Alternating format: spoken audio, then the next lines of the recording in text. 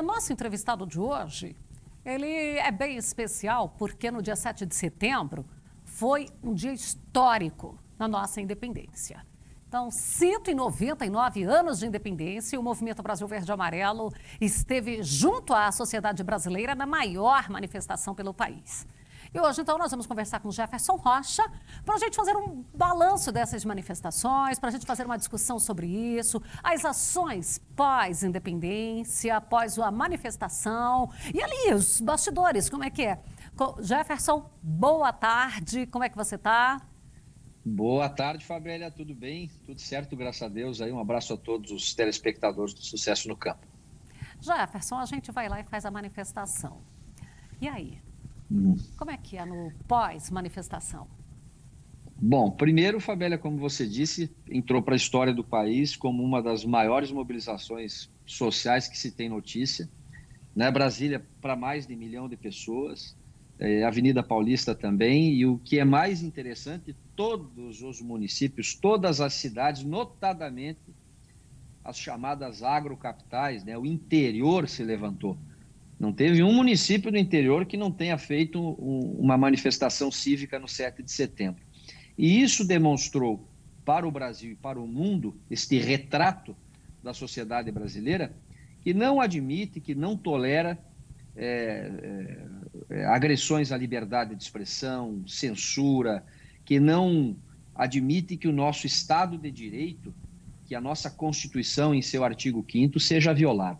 Acho que este recado foi dado de uma forma muito incisiva, muito forte, quebrando todo e qualquer discurso da esquerda, dizendo que era um movimento golpista, que era um movimento antidemocrático. Nós tivemos manifestações no país em todo, né, milhões de pessoas na rua, sem uma quebradeira, sem um tipo de invasão de prédio público, depredação, o que se pregava, inclusive uma jornalista da CBN Diário, dizendo que as pessoas iriam armadas para as manifestações, ou seja, uma mentirada por parte da esquerda e que foi absolutamente soterrada pela realidade e pela verdade dos fatos. O que demonstrou foi um movimento ordeiro, um movimento da família, um movimento de pessoas comprometidas com o país, de patriotas em defesa da liberdade.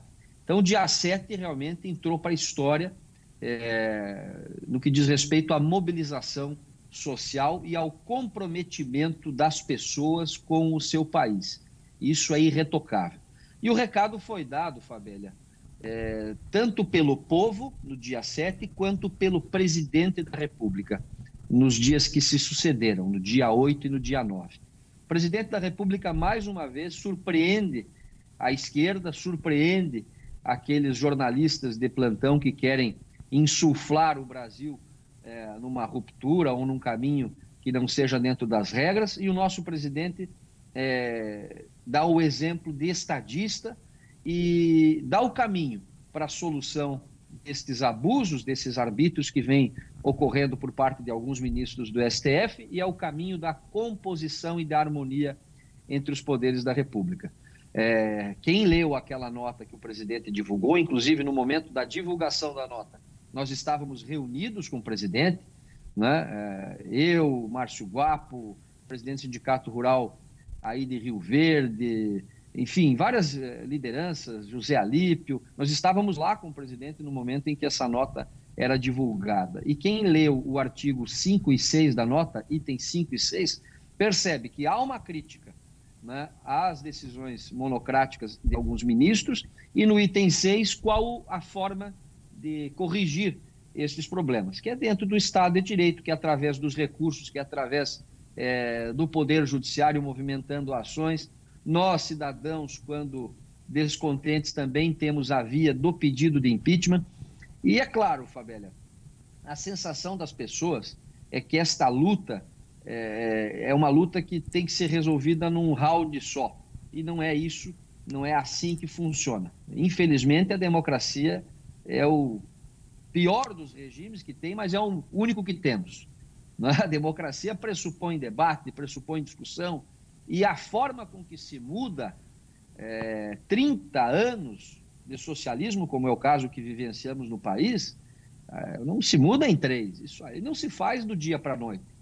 Nós tivemos uma eleição importante em 2018, onde o poder executivo foi alterado, sim, né? Agora, o poder legislativo e o poder judiciário depende das indicações que levam tempo até que os ministros se aposentem e aconteça a mudança. Se não por essa mudança natural, a única mudança que existe é através do impeachment. E o impeachment pressupõe crime de responsabilidade. E quem faz essa análise é o Senado da República. E aí a mudança que nós tivemos no Senado, né, não foi uma mudança significativa. Então, agora em 22, talvez, a resposta que temos que dar é nas urnas. E isso nosso presidente nos assegurou. Nós vamos ter em 2022 uma eleição com lisura, com transparência e, nas palavras dele, com chance praticamente zero aí de termos algum tipo de fraude, algum tipo de manipulação.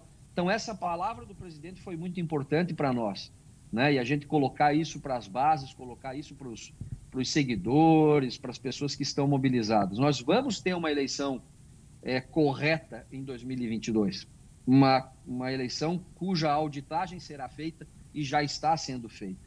E isso nos dá uma garantia de que a vontade popular e da maioria será respeitada através do sufrágio universal. Então, temos uma missão, Fabélia: mudar os destinos do país, mantendo essa mobilização, mantendo essa vigília, mantendo coesos os nossos princípios, que é em defesa da liberdade, em defesa da pátria, pela família, e em 2022 refletir isso através das escolhas, né? Por exemplo, não é admissível que esse 1/3 do Senado que vai vir pedir voto em 22 seja reconduzido.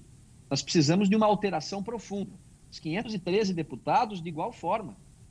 Nós temos que ter, no mínimo, 350 deputados que representem a direita, que representem a família, que representem o conservadorismo no parlamento ano que vem. Então, o presidente nos surpreendeu a todos, sobretudo aqueles que estavam pensando que, né, com uma canetada se resolveria tudo. Não, pelo contrário, o presidente seguiu o caminho de um estadista, que é a composição entre os poderes da República e que é o caminho da democracia, o único caminho a se seguir. Contra os males da democracia, mais democracia. Então, ele deu realmente uma aula para todos, notadamente os da esquerda, que estavam apostando aí numa ruptura ou algo que o valha. Não, pelo contrário. Então, os movimentos de 7 de setembro foram os mais patriotas e democráticos que se tem notícia na história do Brasil. Jefferson, e essa questão da tranquilidade, da segurança de participar de um movimento desse, onde você vê um número muito grande de pessoas com idade acima de 80 anos, essa questão da família inteira presente, às vezes até 4 gerações ali, e sair sem depredação nenhuma, mas nenhuma mesmo. Tem uma das imagens que foi mostrada aí, que está cheia de gente nos galhos das árvores, para olhar ali, e nada de alguma coisa que seja ofensivo. Exato, Fabélia. Até é importante um esclarecimento, porque o Movimento Brasil Verde e Amarelo tinha 6 carros de som que iam ser colocados na esplanada, com telões e transmissão ao vivo, mais de 15 câmeras. Realmente ia ser, no que diz respeito à cobertura do evento, um espetáculo. No entanto, é importante que se diga, na madrugada do dia 6 para o dia 7, os nossos carros de som foram impedidos de entrar na esplanada. A polícia do GDF ali, ó, só interrompendo você um pouquinho, carros de som. Aquela imagem ali, ó, consegue voltar aí, Pedro? Consegue voltar para a gente? Olha lá, ó, Jefferson, as pessoas em cima das árvores, lá naquela altura, para ter um visual melhor. Exato. Então, infelizmente, por conta de algo que a gente ainda está investigando, o porquê desse impedimento, porque, afinal de contas, nós tínhamos todas as licenças, tínhamos tudo bem certinho, bem correto, só que foi um imprevisto que aconteceu, mas que não tirou o brilho do espetáculo que foi a reunião das pessoas, porque o grande objetivo foi atingido, que era reunir o máximo possível de pessoas comprometidas com a pátria, comprometidas com a liberdade, em apoio a esse novo Brasil que queremos. É um Brasil que já está, vamos dizer assim, refletido no Poder Executivo, e que, no entanto, precisa, dentro do Poder Legislativo e do Judiciário, acontecer essa mudança. Só que essa mudança é lenta e gradual. E ela só será possível com um comprometimento das pessoas em avaliar melhor seus candidatos, escolher pessoas comprometidas com o conservadorismo, com a direita, que não se alinhem ao discurso fácil da esquerda, que é um discurso, muitas vezes, que engana as pessoas. Então, é o caminho mais longo, porém, é o que vai trazer resultado no médio e no longo prazo. A nossa democracia ainda é jovem e o nosso processo de mudança no Brasil, ele é recentíssimo. Nós temos 3 anos. Passamos 30 anos de governo de esquerda desde a redemocratização. E há apenas 3 anos nós estamos vivenciando o que é ter um governo de direita, mesmo com todas as amarras e com todo o desespero desse mecanismo que está havendo o Brasil se desenvolver. Um Brasil hoje onde o direito de propriedade é respeitado, nós não temos mais casos, são raros os casos de invasão. Um Brasil que tem, dentro do setor primário, todas as condições para desenvolver, não é? Nós não temos mais aqueles problemas ideológicos que nos prendiam a questões que travavam o nosso desenvolvimento. Há uma economia que prioriza o livre mercado e um câmbio que não é um câmbio eleitoreiro e nem direcionado ao arbítrio ou à conveniência do presidente de plantão. Pelo contrário, é um câmbio que flutua e está de acordo com a realidade. E isso trouxe, Fabélia, para o setor produtivo, notadamente o setor produtivo exportador, que é o caso do agro, nesses últimos 2 anos, um crescimento extraordinário. Geração de emprego, enfim, as coisas estão caminhando para o livre mercado, para uma economia pujante e forte. E agora é claro que esse mecanismo que está lá e se adonou de Brasília por 30 anos, ele não vai cair com uma manifestação nem com 2. É com muita mobilização e focar toda essa energia para uma alteração significativa dos parlamentares. Porque o que nós vimos no dia 7 de setembro e no dia 8 foi justamente isso. Dava para contar nos dedos os parlamentares que estavam lá junto do povo, né? Dos 513 deputados federais, olha, não tinha meia dúzia junto com o povo. Então, isso é um reflexo, isso é um recado muito forte, né, qual é que é o comprometimento dessas pessoas? Eles estão comprometidas com quem? Com a população, com o povo ou com o sistema? E agora, o momento de fazer esse recall aí, fazer essa mudança, é em 2022, através do voto. O Senado da República mesmo, na minha modesta opinião, esses 1/3 que vão pedir voto, pelo amor de Deus, né? Se alguém reconduzir algum senador ou mesmo eleger para outro cargo, então é porque concorda com a leniência, concorda com a inoperância, concorda com os ouvidos moucos do Senado, que deveria ter analisado os pedidos de impeachment e simplesmente os engavetou.